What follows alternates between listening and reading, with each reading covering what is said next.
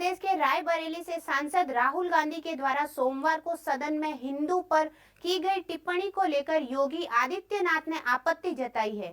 योगी ने कहा कि स्वयं को एक्सीडेंटली हिंदू कहने वाली जमात के शहजादे को ये बात कैसे समझ आएगी कि हिंदू भारत की मूल आत्मा है।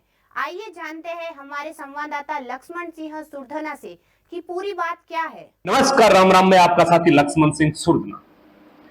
कल से एक बहुत ही बड़ी बहस छिड़ी हुई है कि सदन में जो राहुल गांधी जी ने एक अभिभाषण दिया था कि ये अपने आप को हिंदू बताते हैं और हिंसा पे हिंसा करते जाते हैं, तो उसी बात को लेकर हर जगह बवाल मचा हुआ। तो उसी बात पे अपने जो उत्तर प्रदेश के मुख्यमंत्री श्रीमान आदित्यनाथ योगी जी ने भी उसके बारे में कहा कि जो राहुल गांधी जी है उन्होंने हिंदू जो कहा है, हिंदू के बारे में जो बोला है, तो हिंदू भारत की एक मूल आत्मा है और गर्व है कि हम हिंदू हैं।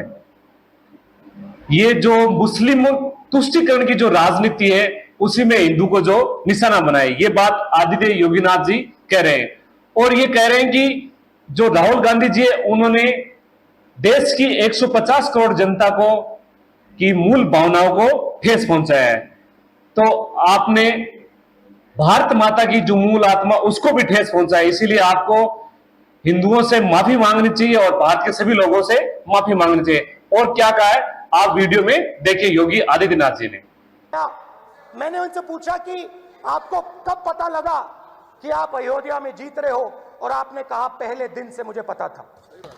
सही बात। और मैंने कहा ये क्या हुआ? उन्होंने कहा राहुल जी, अयोध्या में एयरपोर्ट बना, अयोध्या की जनता से जमीन छीनी गई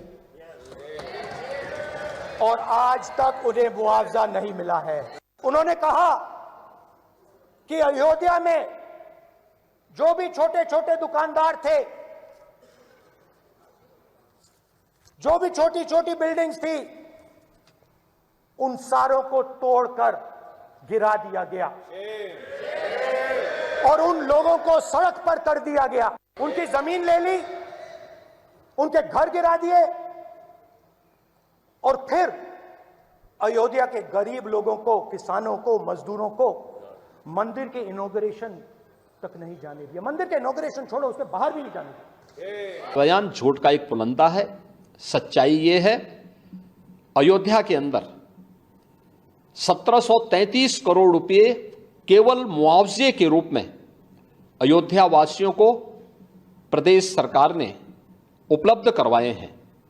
चाहे वह भक्ति पथ हो, राम पथ हो, जन्मभूमि पथ हो, चाहे वह एयरपोर्ट के निर्माण का हो, चाहे वह 14 कोसी परिक्रमा के मार्ग का हो, एक एक वहां के नागरिक को, जिसके नाम पे जमीन थी, जिसके नाम पे दुकान थी, जिसके पास दुकान का पोजीशन था, उन्हें प्रॉपर कंपनसेशन दिया गया।